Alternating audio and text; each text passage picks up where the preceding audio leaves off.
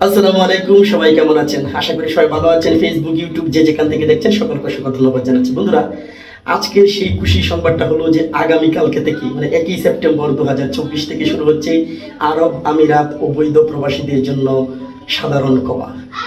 অনেক অনেক ধন্যবাদ আরব আমিরাত সরকারকে এত বড় একটা ভালো সিদ্ধান্ত নেওয়ার জন্য। অনেক ভাইয়েরা আছেন, অনেক দিন ধরে অবৈধ অবস্থায় আছেন, রেসিডেন্সি বিষয়ে গিয়েছিলেন এবং অনেকেই বিজি বিষয়ে গিয়েছিলেন।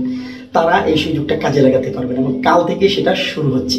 এতদিন পর্যন্ত আমরা জানতাম যে শুধু রেসিডেন্সি ভিসাধারীরা সেই সুযোগটা পাবে, কিন্তু না, অবশেষে জানা গেল ভিজিট ভিসাধারী যারা আছেন তারাও এই সুযোগের আওতায় চলে আসবেন। তো যাদের ফাইল এসেছে ভিজিট বিষয়, যাদের রেসিডেন্সি বিষয়ে ফাইল এসেছে, অবৈধভাবে আছে যে ছিলেন বা আছেন, তারা এই সুযোগটা কাজে লাগাতে পারবেন আগামী কালকে থেকে 1 সেপ্টেম্বর থেকে। ঠিক আছে?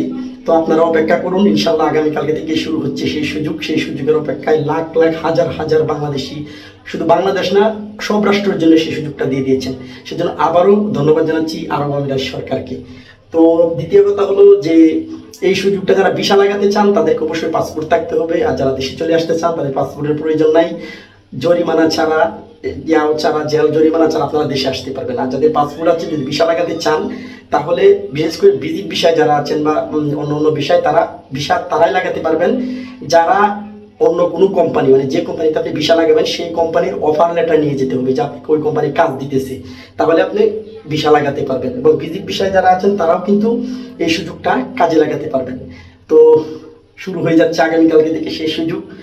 আপনারা অপেক্ষায় ছিলেন অনেকদিন ধরে। আমি আসলে অনেক অনেক খুশি সেই সুযোগটার জন্য, কারণ প্রবাসী বাংলাদেশি ভাইরা অনেকদিন আমাকে প্রশ্ন করছিলেন যে ভাই অবৈধদের কোনো সুযোগ সুবিধা দেবে কিনা, শেষ পর্যন্ত দিয়েই দিল সেই সুযোগ সুবিধা, তাই না? তো যাই হোক, রাত পোহালেই সেই সুযোগটা শুরু হতে যাচ্ছে।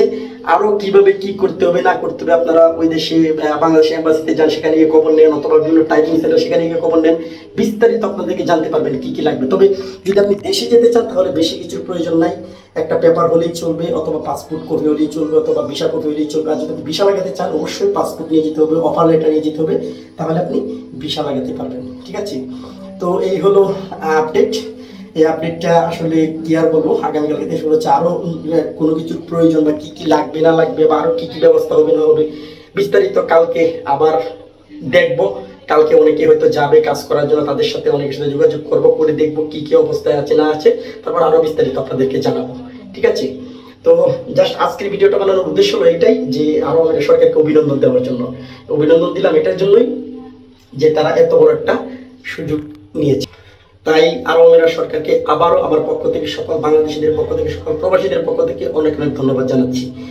আর অবশ্যই এই সুযোগটা আপনারা কাজে লাগাবেন। যারা দেশে আসতে চান দেশে চলে আসেন, যারা ভিসা লাগাবেন ভিসা লাগান, অবৈধভাবে থাকবেন না। পরবর্তীতে কিন্তু অনেক চেকিং হবে, জরিমানা হবে, কারণ আপনাদেরকে সুযোগ দেওয়া হইতেছে, সুযোগটা কাজে লাগাতে হবে আপনাদেরকে, এটা মাথায় রাখবেন। ঠিক আছে? সবাই ভালো থাকবেন, সুস্থ থাকবেন। আল্লাহ।